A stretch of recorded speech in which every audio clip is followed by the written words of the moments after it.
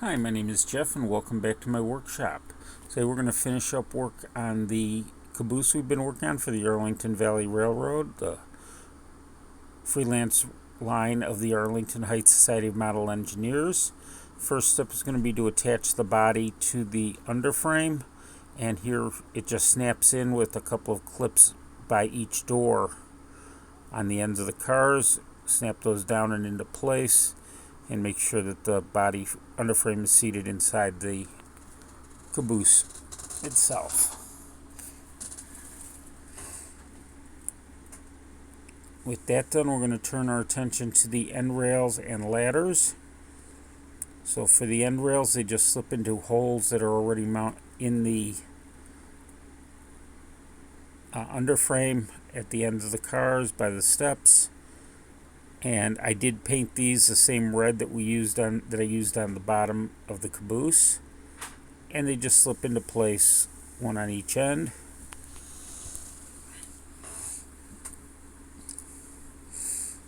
For the ladder, there are also two holes in the underframe, and normally there would be two holes on the roof walk that's molded with the car on the landing pads that go off to the side of the main roof walk. But since we replaced that, and as we saw in the previous episode, we're going to have to drill a couple of holes for those. So the first thing I'm going to do is take one of the ladders. Once that end rail is in place, there we go. So we'll take a ladder and we'll set it in place and use a pencil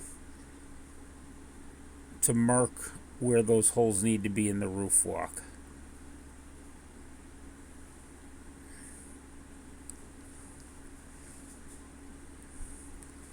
Then we're going to take a drill with a number 61 bit, which I found was a good size for those ladders, and we're just going to drill a couple of holes through there.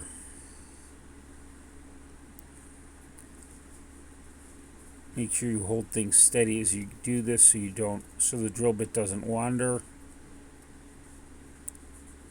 But then we can drill through the wood.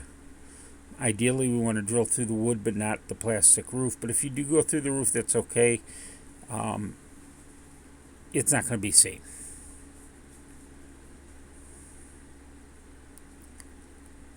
We've got to do both holes.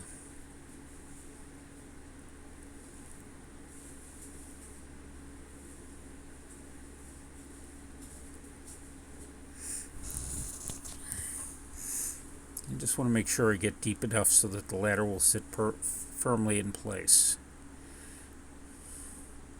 And then we'll repeat the process for the second hole.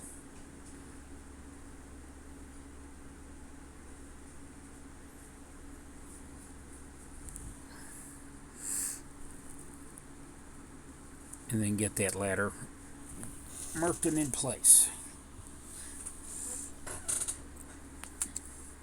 And we'll repeat the process. Repeat the process on the other side as well. Sometimes it takes a pencil just to kind of push those in place. And once both ladders ends are done, we will get ready to do weathering, which will be our next step on this project. A few moments later. Okay, now we're going to weather. I'm going to start with just a pale Pan Pastels, just to weather the sides of the cars and the roof. You just want to kind of pale everything down so it looks like it's been out in the sun. You don't want too much of the Pan Pastel on my applicator sponge. So just like you would do with a dry brush, I wipe a lot of it off onto the paper towel. I want to get into the ends. On second thought, as I do this, it might have been easier to do that before I put the ladders and end rails in place, but hindsight is always 20/20. I also want to get the rooftop Again, we just want to kind of fade the paint a little bit is the effect we're looking for here.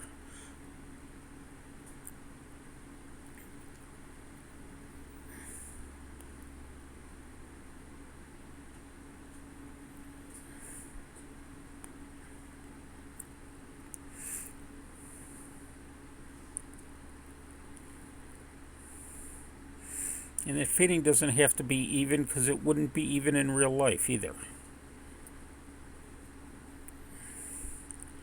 And to get the other side.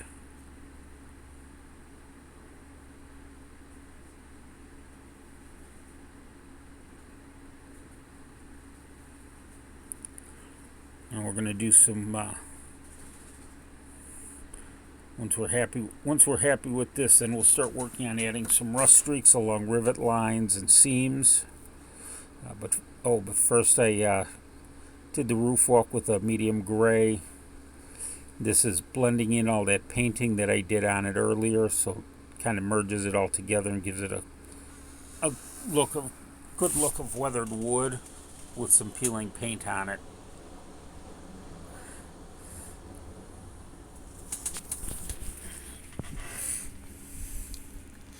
And now we'll add the rust streaks at the seams. And we're just dabbing it on a little bit, using a number of different shades of rust to give it a little bit of variety, from browns to a little bit of red.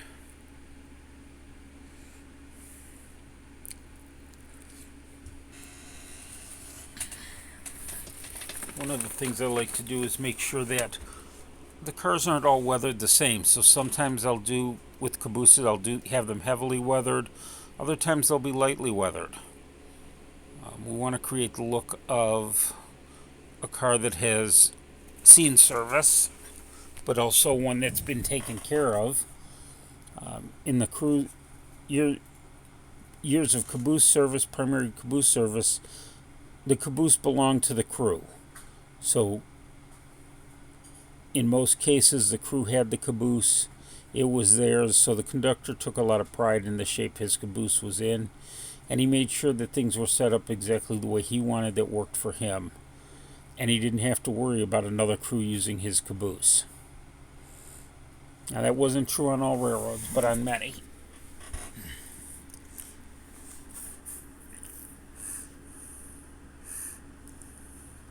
We'll add a little rust to the roof where some paint may have chipped off and rust has formed. Oop, that end rail came loose, so we'll have to just get that back in place.